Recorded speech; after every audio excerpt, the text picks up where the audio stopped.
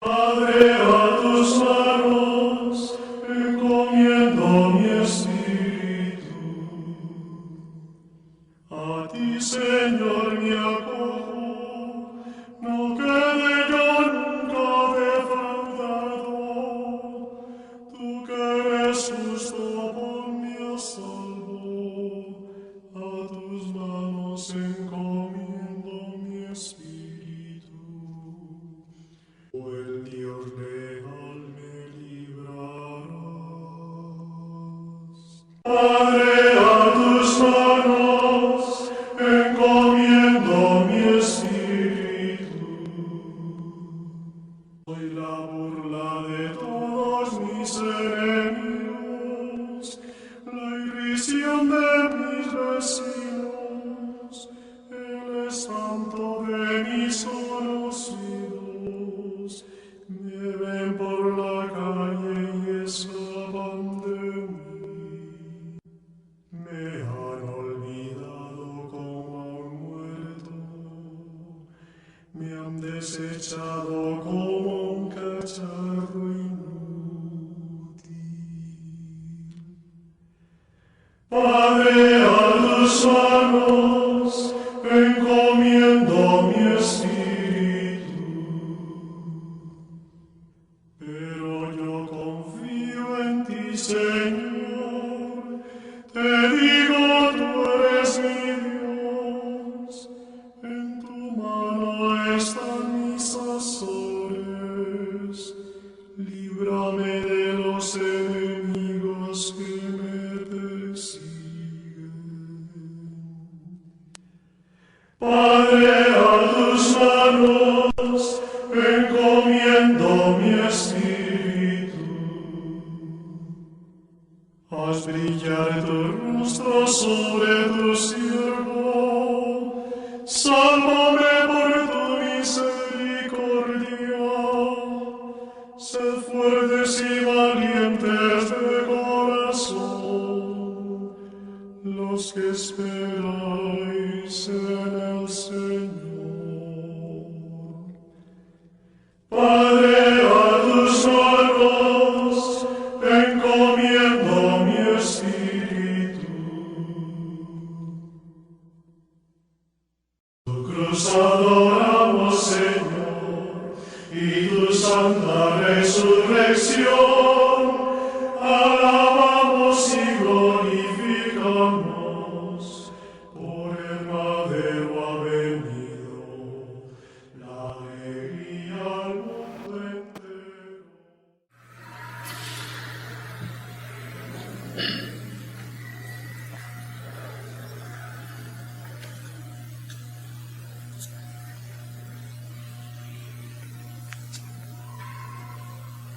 Señor Dios, que por la pasión de nuestro Señor Jesucristo nos libraste de la muerte heredada del antiguo pecado, concédenos asemejarnos a tu Hijo, y haz que así como naturalmente llevamos en nosotros la imagen del hombre terreno, por la gracia de la santificación, llevemos también la imagen del hombre celestial, por Jesucristo nuestro Señor.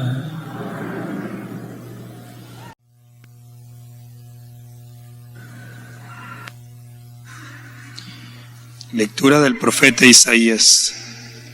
He aquí que mi siervo prosperará, será engrandecido y exaltado, será puesto en alto. Muchos se horrorizarán al verlo, porque estaba desfigurado su semblante, que no tenía ya aspecto de hombre, pero muchos pueblos se llenaron de asombro. Ante él los reyes cerraron la boca, porque verán lo que nunca se les había contado y comprenderán lo que nunca se había imaginado. ¿Quién habrá de creer lo que hemos anunciado? ¿A quién se le revelará el poder del Señor? Creció en su presencia como planta débil, como una raíz en el desierto. No tenía gracia ni belleza. No vimos en él ningún aspecto atrayente, despreciado y rechazado por los hombres, varón de dolores, habituado al sufrimiento, como uno del cual se aparta la mirada, despreciado y desestimado. Él soportó nuestros sufrimientos y aguantó nuestros dolores. Nosotros lo tuvimos por leproso, herido por Dios y humillado, traspasado por nuestras rebeliones, triturado por nuestros crímenes. Él soportó el castigo que nos trae la paz. Por sus llagas hemos sido curados. Todos andábamos errantes como ovejas, cada uno siguiendo su camino, y el Señor cargó sobre él todos nuestros crímenes. Cuando lo maltrataban, se humillaba y no abría la boca, como un cordero llevado a degollar. Como una oveja ante el esquilador, enmudecía y no abría la boca. Inicuamente y contra toda justicia se lo llevaron. ¿Quién se preocupó de su suerte? Lo arrancaron de la tierra de los vivos. Lo hirieron de muerte por los pecados de mi pueblo. Le dieron sepultura con los malhechores a la hora de su muerte, aunque no había cometido crímenes, ni hubo engaño en su boca. El Señor quiso triturarlo con el sufrimiento. Cuando entregue su vida como expiación, verá a sus descendientes, prolongará sus años, y por medio de él prosperarán los designios del Señor. Por las fatigas de su alma verá la luz y se saciará. Con sus sufrimientos justificará a mi siervo a muchos, cargando con los fines de ellos. Por eso le daré una parte entre los grandes, con los fuertes repartirá despojos. Ya que indefenso se entregó a la muerte y fue contado entre los malhechores, cuando tomó sobre sí las culpas de todos e intercedió por los pecadores. Palabra de Dios.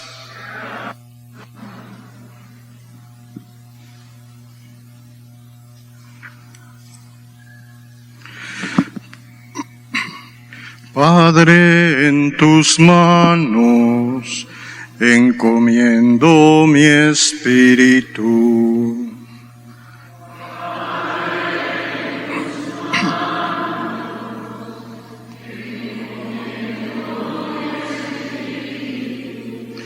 A ti, Señor, me acojo, no quede yo nunca defraudado. En tus manos encomiendo mi espíritu, y tú, mi Dios leal, me librarás. Padre, en tus manos encomiendo mi espíritu. Se burlan de mí mis enemigos, mis vecinos y parientes de mí se espantan. Los que me ven pasar huyen de mí, pero en el olvido como un muerto, como un objeto tirado a la basura. Padre, en tus manos encomiendo mi espíritu, pero yo, Señor, en ti confío. Tú eres mi Dios, y en tus manos está mi destino. Líbrame de mis enemigos que me persiguen. Padre, en tus manos encomiendo mi espíritu. Vuelve, Señor, tus ojos a tu siervo, y sálvame por tu misericordia. Sean fuertes y valientes de corazón, ustedes los que esperan en el Señor. Padre, en tus manos encomiendo mi espíritu. De la carta a los Hebreos. Hermanos, Jesús, el Hijo de Dios, es nuestro sumo sacerdote, que ha entrado en el cielo. Mantengamos firme la profesión de nuestra fe. En efecto, no tenemos un sumo sacerdote que no sea capaz de compadecerse de nuestros sufrimientos, puesto que Él mismo ha pasado por las mismas pruebas que nosotros, excepto el pecado. Acerquémonos, por lo tanto, con plena confianza al trono de la gracia, para recibir misericordia, hallar la gracia y obtener ayuda en el momento oportuno. Precisamente por eso, Cristo, durante su vida mortal, ofreció oraciones y súplicas con poderoso clamor y lágrimas a aquel que podía librarlo de la muerte, y fue escuchado por su piedad. A pesar de que era el Hijo, aprendió a obedecer padeciendo, y llegado a su perfección, se convirtió en la causa de la salvación eterna para todos los que lo obedecen. Palabra de Dios.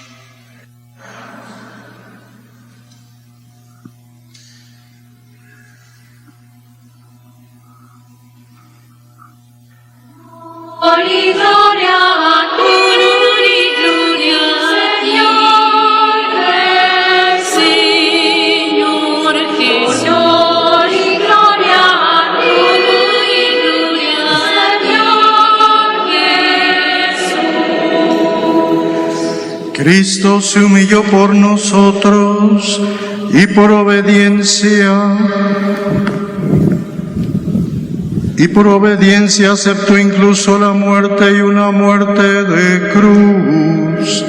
Por eso Dios lo exaltó sobre todas las cosas y le otorgó el nombre que está sobre todo nombre.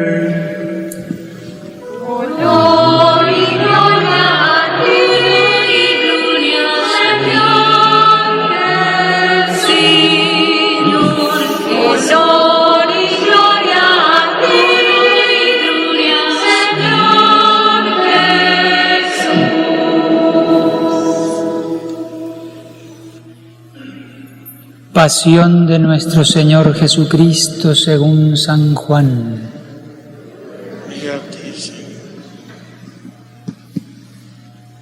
En aquel tiempo, Jesús fue con sus discípulos al otro lado del torrente Cedrón, donde había un huerto.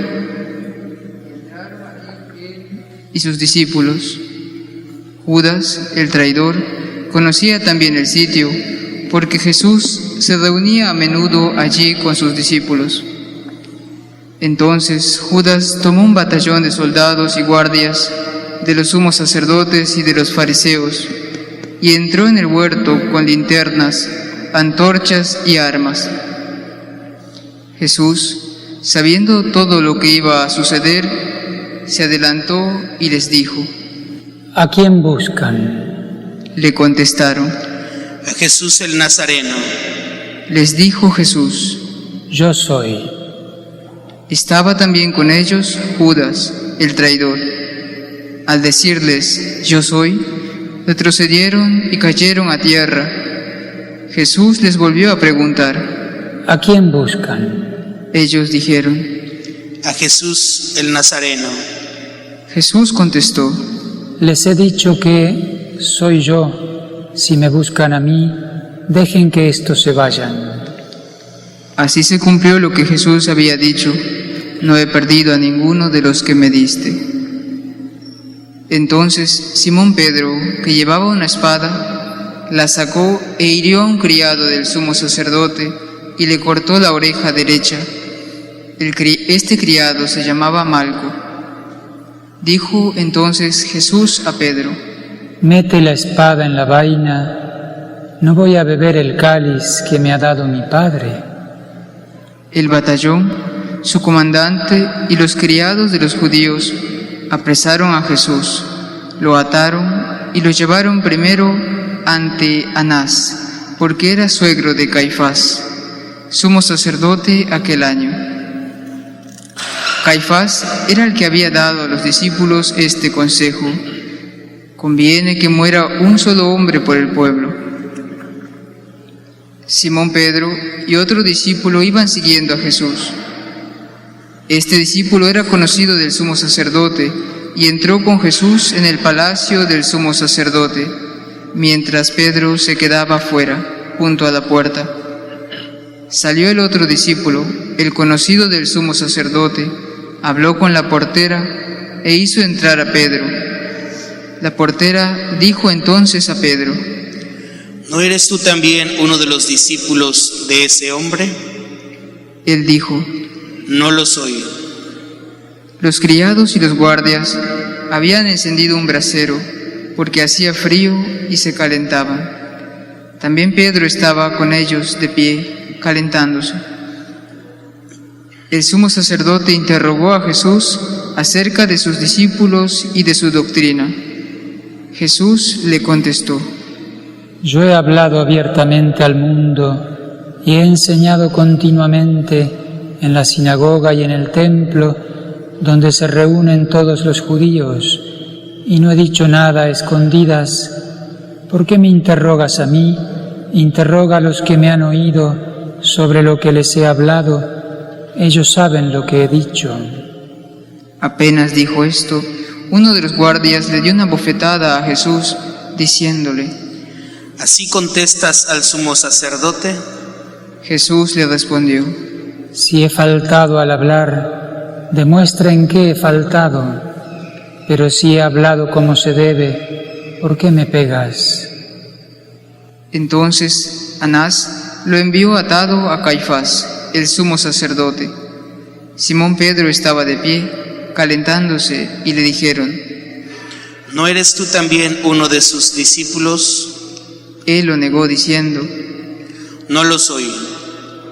Uno de los criados del sumo sacerdote, pariente de aquel a quien Pedro le había cortado la oreja, le dijo: ¿Que no te vi yo con él en el huerto? Pedro volvió a negarlo y enseguida cantó un gallo. Llevaron a Jesús de casa de Caifás al pretorio. Era muy de mañana y ellos no entraron en el palacio para no incurrir en impureza y poder así comer la cena de Pascua. Salió entonces Pilato a donde estaban ellos y les dijo: ¿De qué acusan a este hombre? Le contestaron: Si este no fuera un malhechor, no te lo hubiéramos traído. Pilato les dijo: Pues llévenselo y júzguenlo según su ley. Los judíos le respondieron: No estamos autorizados para dar muerte a nadie. Así se cumplió lo que había dicho Jesús, indicando de qué muerte iba a morir. Entró otra vez Pilato en el pretorio, llamó a Jesús y le dijo: ¿Eres tú el rey de los judíos? Jesús le contestó: ¿Eso lo preguntas por tu cuenta o te lo han dicho otros? Pilato le respondió: ¿Acaso soy yo judío? Tu pueblo y los sumos sacerdotes te han entregado a mí. ¿Qué es lo que has hecho? Jesús le contestó: Mi reino no es de este mundo. Si mi reino fuera de este mundo, mis servidores habrían luchado, pero para que no cayera yo en manos de los judíos, pero mi reino no es de aquí. Pilato le dijo: ¿Con que tú eres rey? Jesús le contestó: Tú lo has dicho, soy rey. Yo nací y vine al mundo para ser testigo de la verdad. Todo el que es de la verdad escucha mi voz. Pilato le dijo: ¿Y qué es la verdad? Dicho esto, salió otra vez a donde estaban los judíos y les dijo: No encuentro en él ninguna culpa. Entre ustedes es costumbre que por Pascua ponga en libertad a un preso. ¿Quieren que le suelte al rey de los judíos? Pero todos ellos gritaron: No, a ese no, a Barrabás. El tal Barrabás era un bandido. Entonces Pilato tomó a Jesús y lo mandó a azotar. Los soldados trenzaron una corona de espinas, se la pusieron en la cabeza, le echaron encima un manto color púrpura y acercándose a él le decían: ¡Viva el rey de los judíos! Y le daban de bofetadas. Pilato salió otra vez afuera y les dijo: Aquí lo traigo, para que sepan que no encuentro en él ninguna culpa. Salió pues Jesús, llevando la corona de espinas y el manto color púrpura. Pilato les dijo: Aquí está el hombre. Cuando lo vieron los sumos sacerdotes y sus servidores, gritaron. Crucifícalo, crucifícalo. Pilato les dijo: Llévenselo ustedes y crucifíquenlo, porque yo no encuentro culpa en él. Los judíos le contestaron: Nosotros tenemos una ley, y según esa ley tiene que morir, porque se ha declarado Hijo de Dios. Cuando Pilato oyó estas palabras, se asustó aún más, y entrando otra vez en el pretorio, dijo a Jesús: ¿De dónde eres tú? Pero Jesús no le respondió. Pilato le dijo entonces: ¿A mí no me hablas? ¿No sabes que tengo autoridad para soltarte y autoridad para crucificarte? Jesús le contestó: No tendrías ninguna autoridad sobre mí si no te la hubieran dado de lo alto. Por eso, el que me ha entregado a ti tiene un pecado mayor. Desde ese momento Pilato trataba de soltarlo, pero los judíos gritaban: Si sueltas a ese, no eres amigo del César, porque todo el que pretende ser rey es enemigo del César. Al oír estas palabras, Pilato sacó a Jesús y lo sentó en el tribunal, en el sitio que llaman el Enlosado, en hebreo Gábata. Era el día de la preparación de la Pascua, hacia mediodía, y dijo Pilato a los judíos: Aquí tienen a su rey. Ellos gritaron: Fuera, fuera, crucifícalo. Pilato les dijo: ¿A su rey voy a crucificar? Contestaron los sumos sacerdotes: No tenemos más rey que el César. Entonces se lo entregó para que lo crucificaran. Tomaron a Jesús y él, cargando con la cruz, se dirigió hacia el sitio llamado La Calavera, que en hebreo se dice Gólgota, donde lo crucificaron y con él a otros dos, uno de cada lado, y en medio Jesús. Pilato mandó escribir un letrero y ponerlo encima de la cruz. En él estaba escrito: Jesús el Nazareno, el Rey de los judíos. Leyeron el letrero muchos judíos, porque estaba cerca el lugar donde crucificaron a Jesús, y estaba escrito en hebreo, latín y griego. Entonces los sumos sacerdotes de los judíos le dijeron a Pilato: No escribas el Rey de los judíos, sino: Este ha dicho, soy Rey de los judíos. Pilato les contestó: Lo escrito, escrito está. Cuando crucificaron a Jesús, los soldados cogieron su ropa e hicieron 4 partes, una para cada soldado, y apartaron la túnica. Era una túnica sin costura, tejida toda de una pieza, de arriba a abajo. Por eso se dijeron: No la rasguemos, sino echemos suertes para ver a quién le toca. Así se cumplió lo que dice la Escritura: se repartieron mi ropa y echaron a suerte mi túnica. Y eso hicieron los soldados. Junto a la cruz de Jesús estaban su madre, la hermana de su madre, María la de Cleofás, y María Magdalena. Al ver a su madre y junto a ella al discípulo que tanto quería, Jesús dijo a su madre: Mujer, ahí está tu hijo. Luego dijo al discípulo: Ahí está tu madre. Desde entonces el discípulo se la llevó a vivir con él. Después de esto, sabiendo Jesús que todo había llegado a su término, para que se cumpliera la Escritura, dijo: Tengo sed. Había allí un jarro lleno de vinagre. Los soldados sujetaron una esponja empapada en vinagre a una caña de hisopo y se la acercaron a la boca. Jesús probó el vinagre y dijo: Todo está cumplido. E inclinando la cabeza, entregó el espíritu.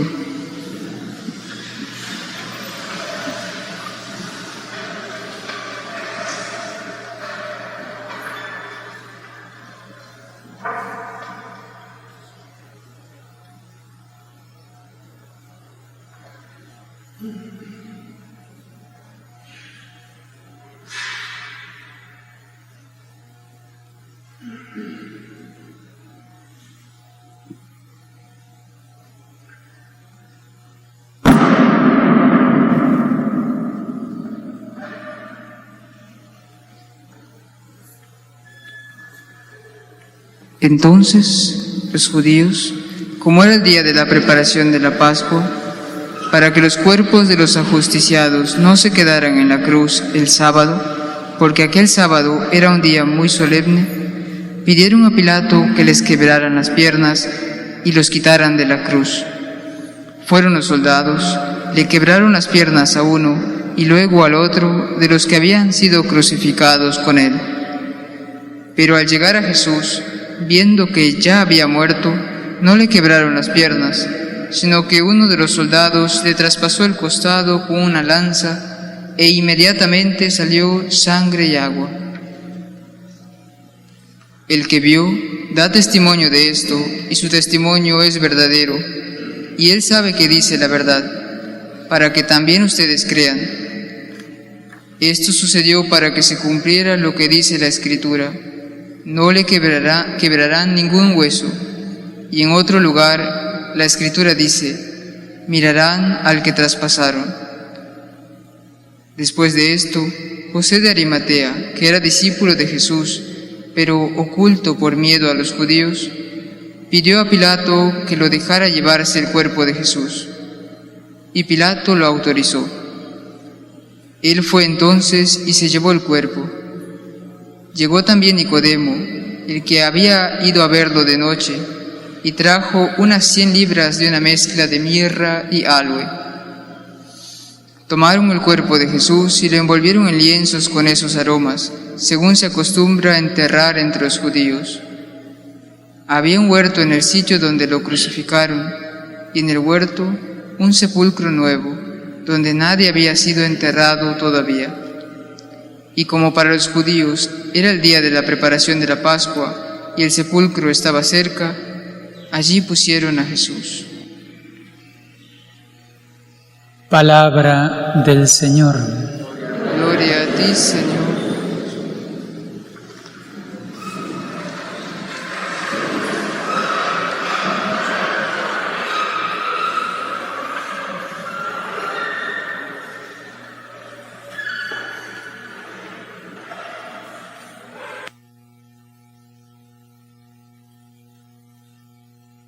Salve Cruz Santa, única esperanza. Jesucristo sube a la cruz, al Gólgota, y desde allí realiza nuestra redención. Nosotros, al mirar la cruz de Jesús hoy de manera particular, es como si estuviésemos frente al mismo Calvario, frente al mismo Jesús, porque la liturgia no solo es un recuerdo, sino que actualiza el misterio. Jesucristo hizo la redención objetiva, nosotros hoy la aplicamos subjetivamente a través de la liturgia, a través de este sacramento, de alguna manera presente en la Iglesia hasta que Él venga.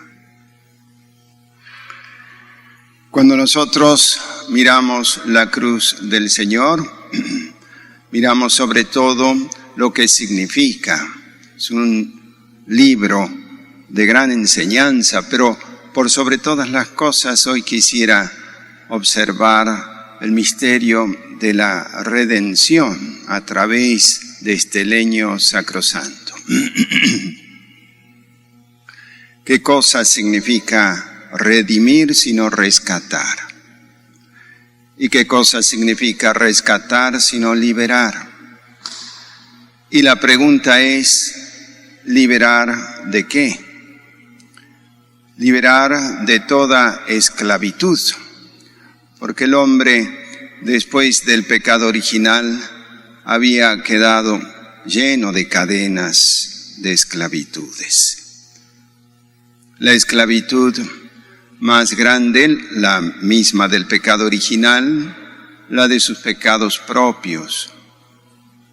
La esclavitud del infierno, la esclavitud del demonio, la esclavitud de la muerte y tantas otras que podríamos decir en el orden psicológico en todo lo que pudieran ser también las herencias ancestrales que llegan a nuestro ser sin nosotros quererlo, víctimas de cosas antiguas. Jesucristo sube a la cruz y produce el rescate.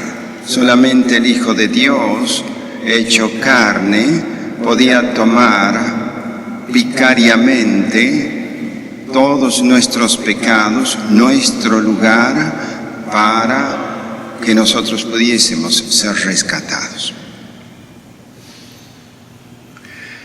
Cuando hablamos de la liberación, entonces, en primer lugar, es la liberación del mal, de todo mal.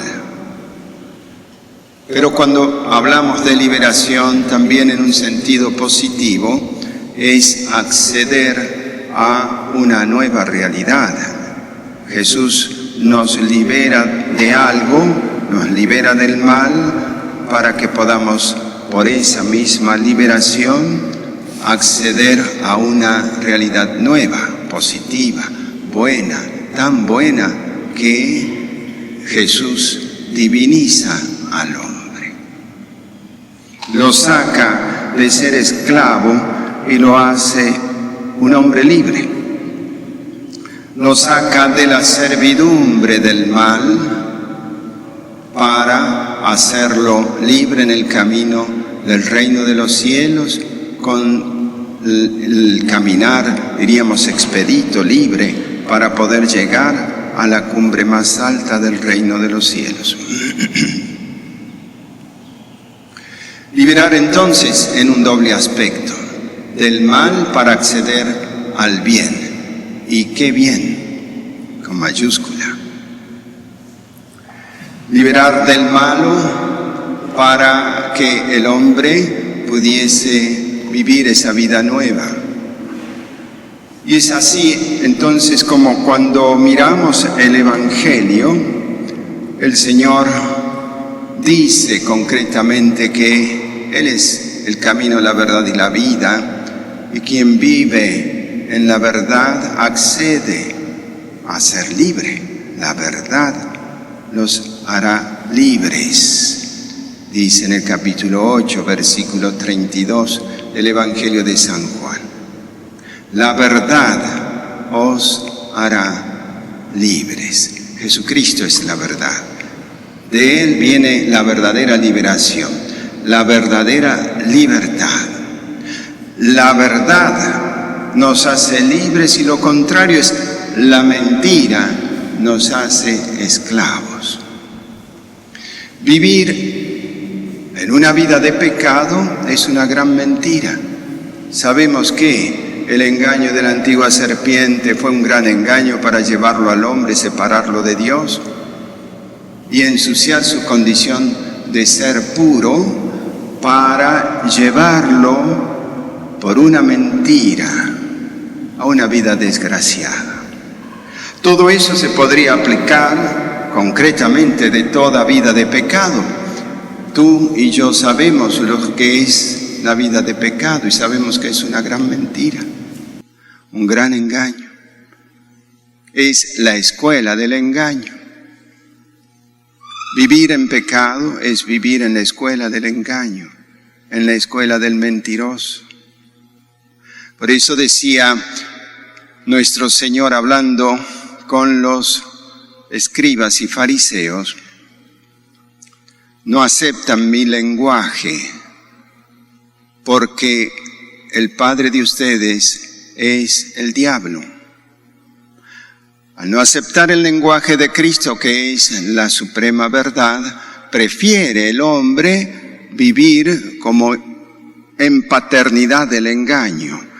Y refiere Jesús allí que el demonio, el diablo, es mentiroso desde el principio, homicida y mentiroso. De tal forma que dejando la verdad de Jesucristo para vivir en una vida de pecado, concretamente es una vida de engaño.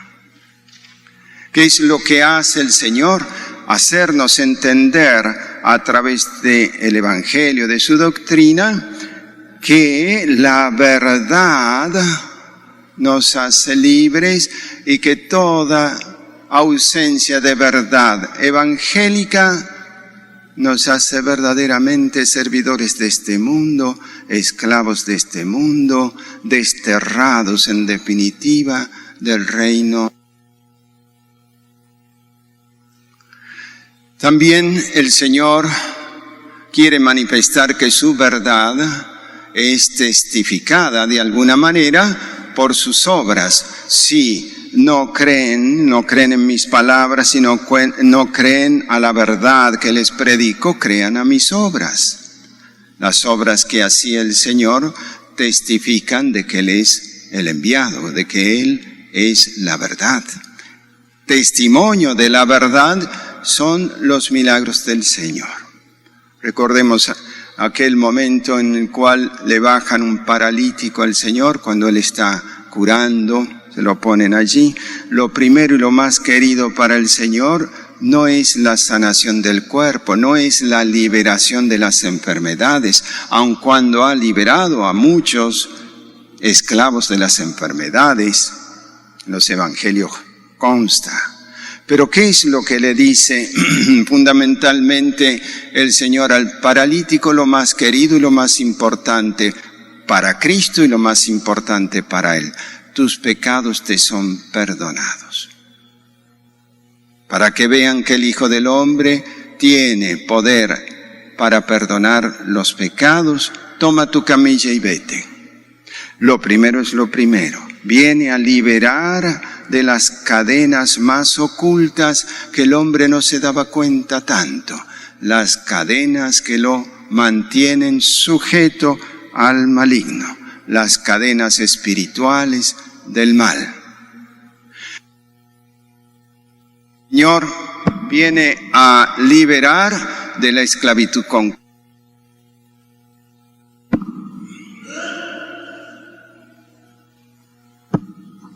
la esclavitud concreta de el demonio.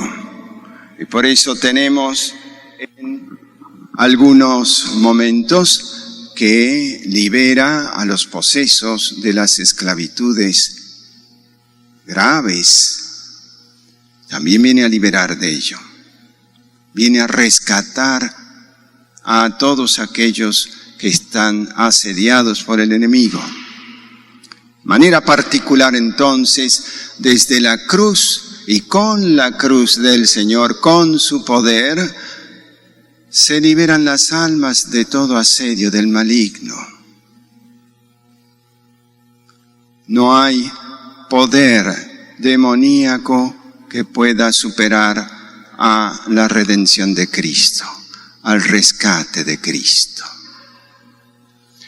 Y de eso tenemos muchísimos casos en los evangelios que no viene al caso ponerlos ahora en nuestro lenguaje, en lo que estamos refiriendo. Jesús con su palabra libera. Jesús con su poder divino libera. Libera de las esclavitudes del hombre. Vivir en la verdad entonces significa acceder a la plena liberación de los hijos de Dios. Mas sabemos que el hombre porfía por otras liberaciones. Tenemos muchas ideologías que han propuesto nuevos tipos de liberaciones. Ya existía eso en tiempos de Jesús, porque muchos estaban engañados sobre la liberación que venía a traer el Señor a los judíos. Pensaban que era una liberación política, sociopolítica del pueblo romano que los juzgaba en ese momento. Así en la historia de la Iglesia también malentendemos la liberación de Cristo. Y entonces han surgido muchas ideologías que quizás imitando aquella liberación han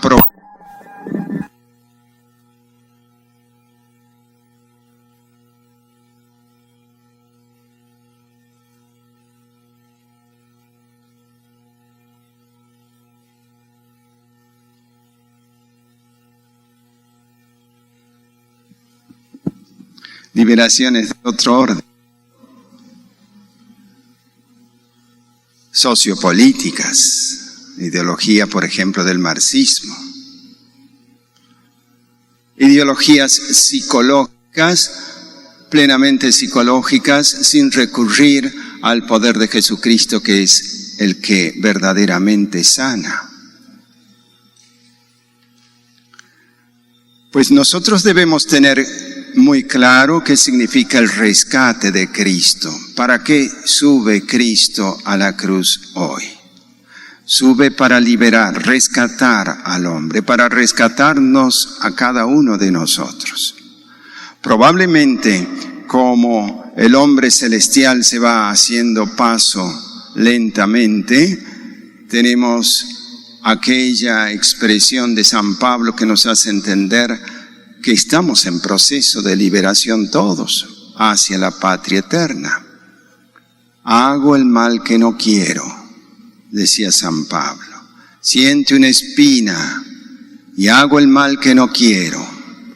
Muchas veces nosotros quisiésemos ser ya totalmente nuevos, puros, perfectos, mas sin embargo encontramos que nuestra naturaleza herida por el pecado le falta todavía el esplendor de la vida perfecta en Cristo Jesús. Tenemos que tener paciencia, porque la liberación no es de un día para el otro. San Pablo lo expresaba de manera particular y escucha aquella frase que te basta mi gracia. Accedemos al trono de la gracia a través de los sacramentos.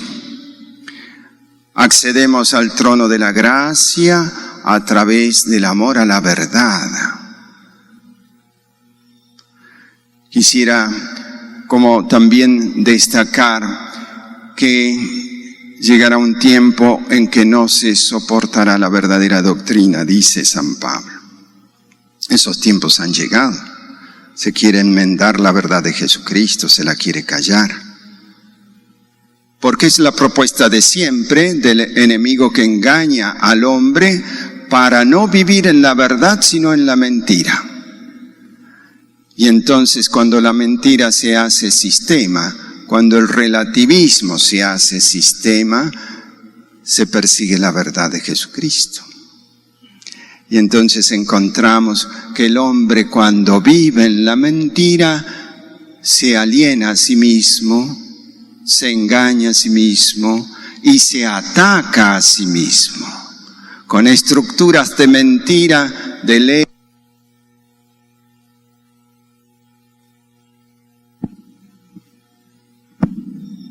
y de sistemas engañadores.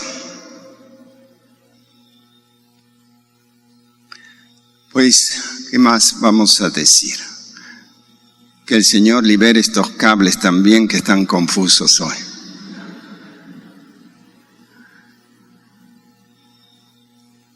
Al comenzar decía, salve, cruz santa, única esperanza. ¿Dónde vamos a ir sino solo a la verdad de Jesucristo? Que nos quede bien claro que vivir lejos de ella es vivir en la mentira, y vivir en la mentira es vivir en la esclavitud. Hoy Jesucristo te dice, yo te rescaté a precio de mi vida y de mi sangre. Te dejé mi magisterio evangélico para que lo hagas carne, lo vivas verdaderamente en tu inteligencia y en el orden práctico, especialmente en el amor.